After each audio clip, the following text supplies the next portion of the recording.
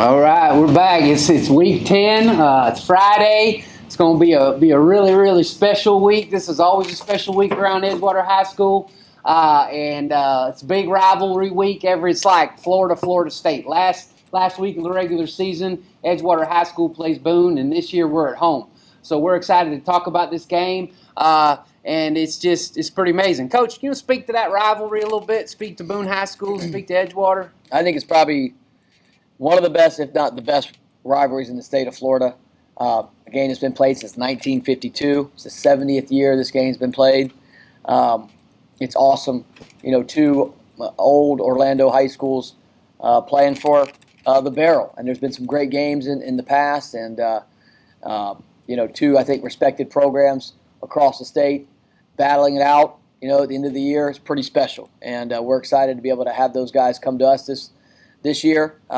We've had some great battles with them, and it's always a tough game. But it doesn't get a lot sweeter than this, playing your rival to end the year at home for the Barrel. I totally agree. I mean, this is two high schools that have been around. The oldest high schools in Orlando, with the closing of Orlando High School in 1952, which is the current Howard Middle School. With football, it's a big rivalry, and there's a lot of history, but there's also a lot of history between the schools. Coach, you know any of that history? You ever have that history passed down to you? I need a history lesson. Need a little refresher. Yeah, well, we were going to have a real special week because up in the front of Edgewater High School when they rebuilt this campus, we have our totem pole up there, and we're the Edgewater Eagles, and Boone High School is the Boone Braves, and somehow we got a totem pole, and our totem pole it's red and white. It probably used to be orange and white.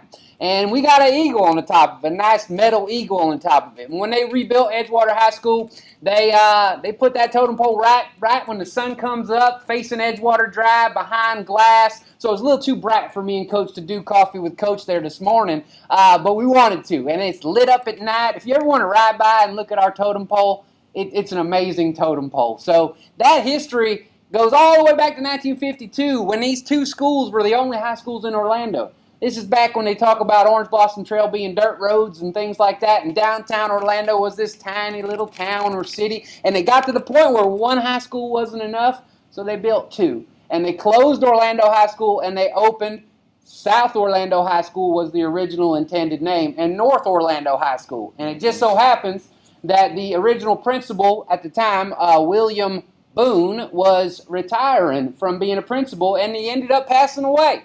So when he died, they ended up naming South Orlando High Boone High School after the original principal of Orlando High, or one of the original principals of Orlando High.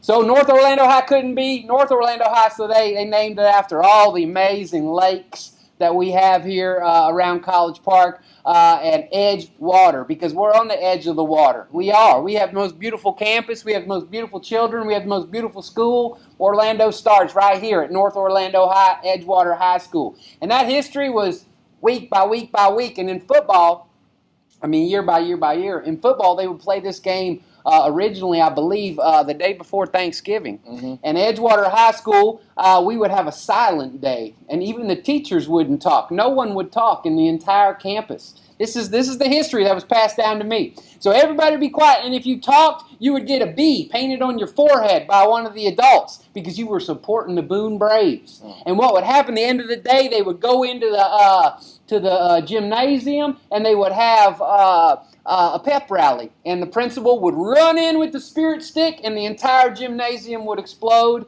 and that would get us so pumped up to win this barrel. And I don't know the totals, Coach. Do you know the totals on this barrel? If we look at it, I know it's a lot more Edgewater than Boone. So it's a little heavier on the white side. The barrel's a little, it says Eagles.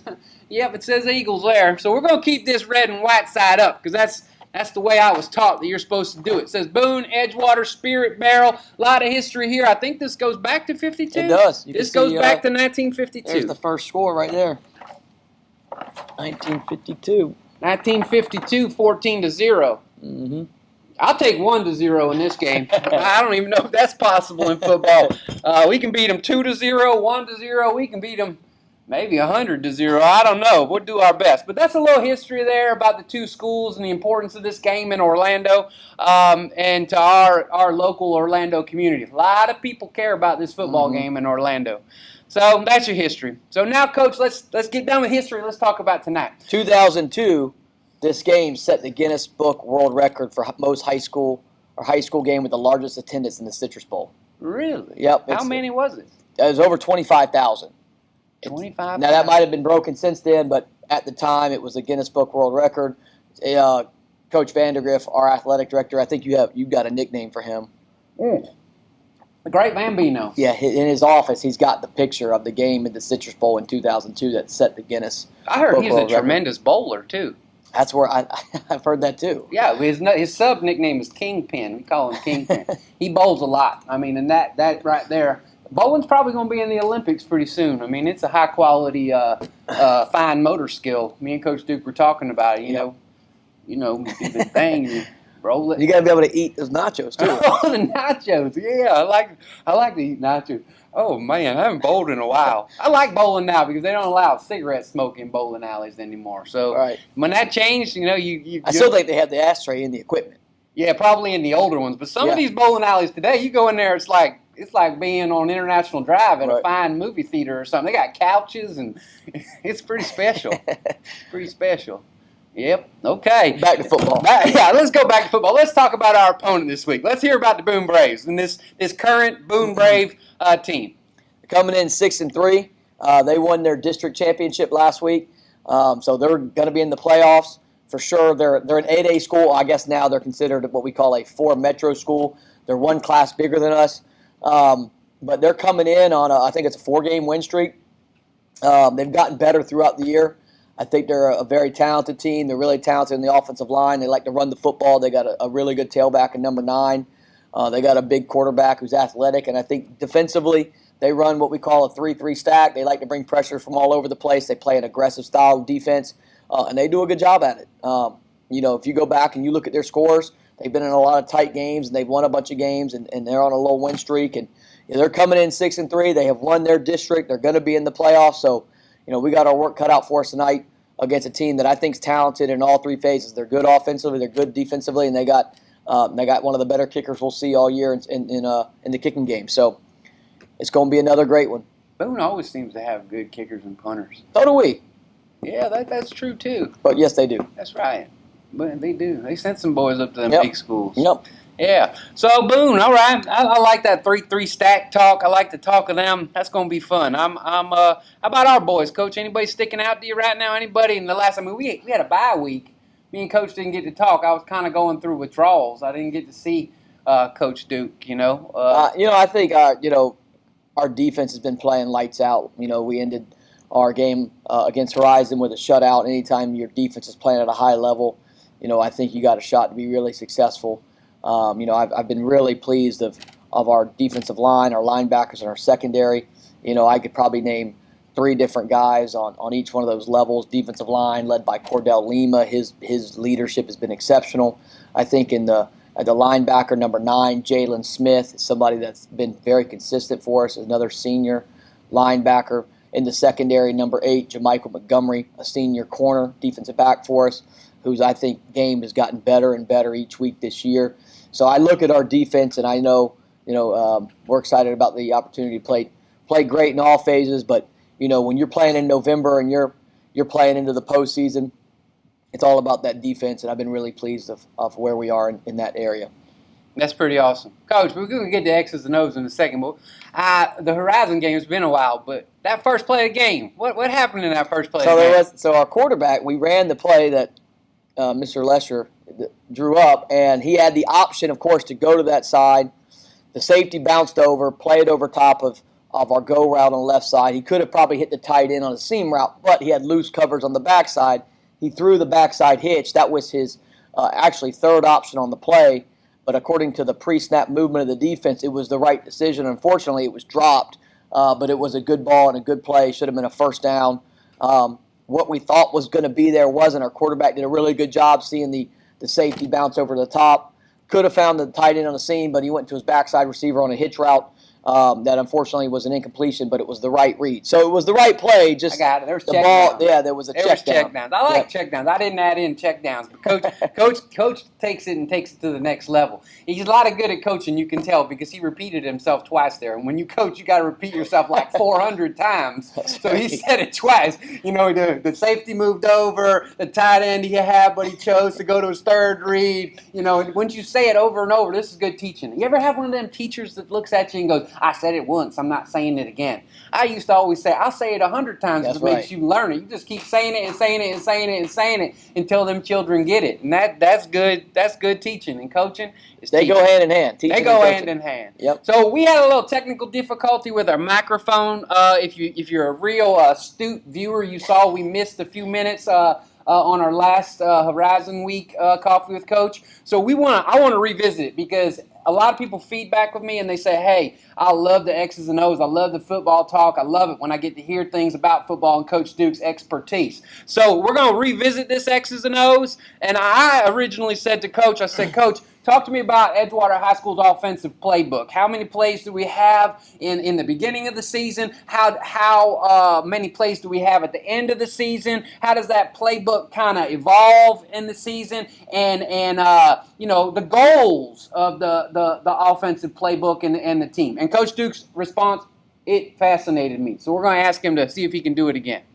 Well, I think what we talked about was that our offense is a conceptual offense, so it builds on top of one another. At the end of the day, offensively, it's predicated to your offensive line and making sure that those 5 guys, your center, your 2 guards, and your offensive tackles can play at a fast pace without thinking. We do about 8 to 10 base runs, and out of that, we will have different, what I call window dressing with those runs, different formations, different motions, different ball carriers. One of those things, one of our base run plays is what we call power.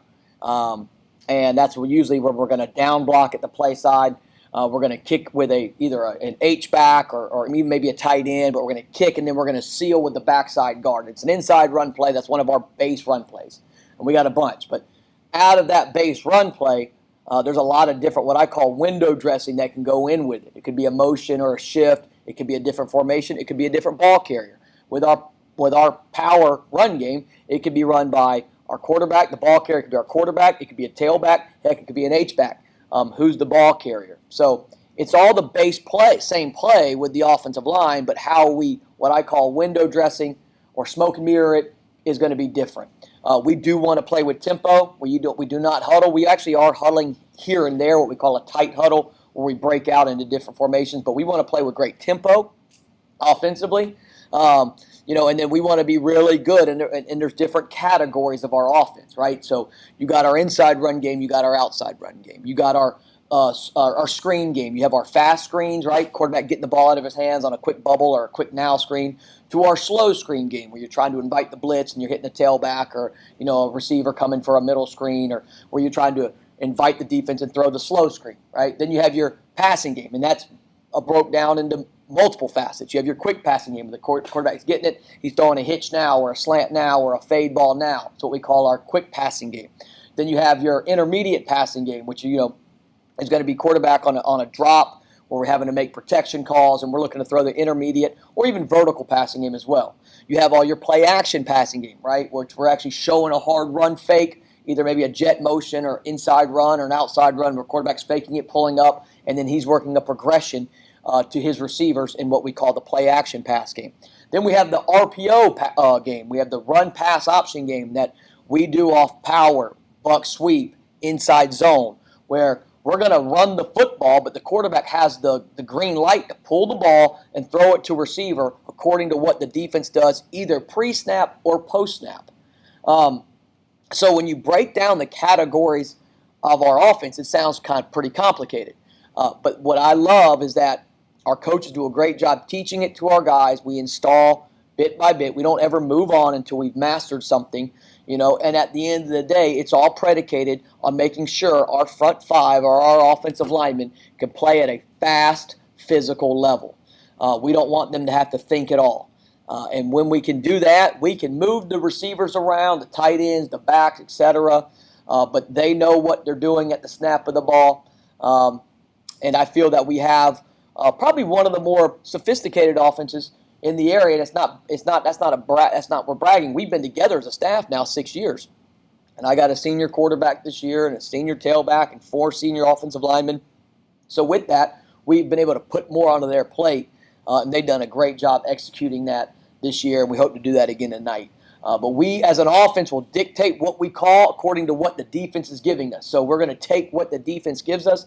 Every defense that you see schematically has strengths, and they have weaknesses, and we want to make sure that we can always attack the defense weaknesses will give us the best shot we believe to be successful offensively. And at the end of the day, offense football is about protecting that football, right? Not creating turnovers, protecting that ball offensively, and making sure we try to eliminate negative plays, sacks and negative plays in the run game or in the pass game.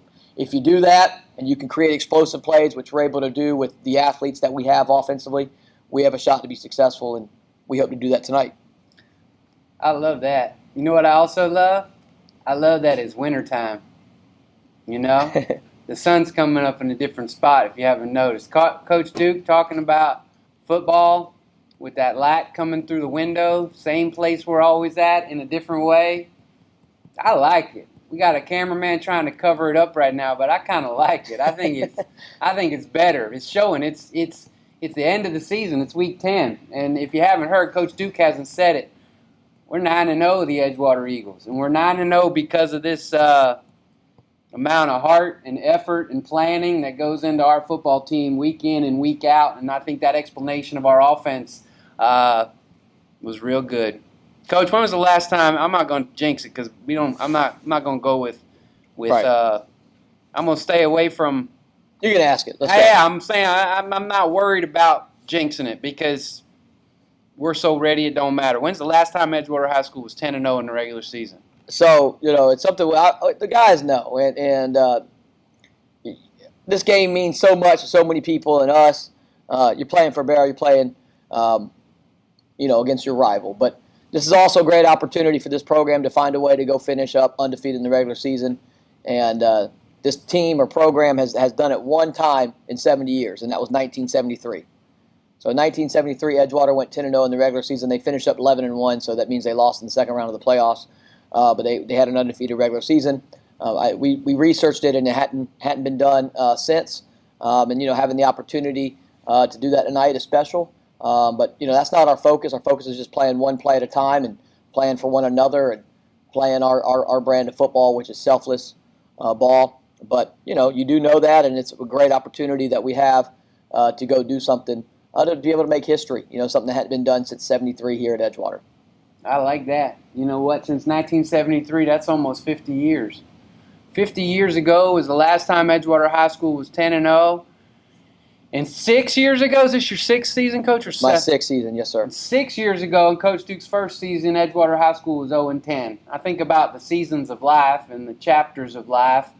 6 years ago, you take over a program and you go 0-10 your first year. I didn't go 0-10. You didn't go 0-10? No, sir. What was your? My first year went 9-3. You went 9-3. So the year before you came? Correct. The year before Coach Duke came, Edgewater High School was 0-10. Thank you for the correction. I'll update my history. That was 2016. My first year was 2017. And then in 6 short years, Edgewater High School was 10-0 as a proud tradition of football again. It's good stuff. That's all I'm going to say about that. And you know what? Not only is Edgewater High School 9-0 and almost 10-0, in strength of schedule, there's almost nobody in the state that plays a harder schedule this year as Edgewater High School. So not only taking on a challenge, but taking on a challenge in a very strong way, playing opponents that not many people thought Edgewater High School would be 10-0 in the regular season. And they're going to be 10-0 after tonight. I promise you, because we ain't losing this barrel. We're going to keep it at least one more year. That's all I got, Coach. Speak to it. I'm done for today. That's the plan. I look forward to tonight and having great home field advantage and packing this place out in such a sweet rivalry and against a team that I have a lot of respect for and program that's they've had a lot of great players and coaches and a lot of rich history. I do think we have something a little bit more special here. This community Edgewater High School. We're excited about what's going to happen tonight and the environment that our guys are going to get a chance to play in here at home for something that, is pretty special, means a lot to a lot of people. And we're hoping that we can keep this thing right here where it belongs. That's all we got. Come out tonight, support your Eagles, support your community. Edgewater football coach, whenever you're ready. Eagle? Eagle, pride. Pride.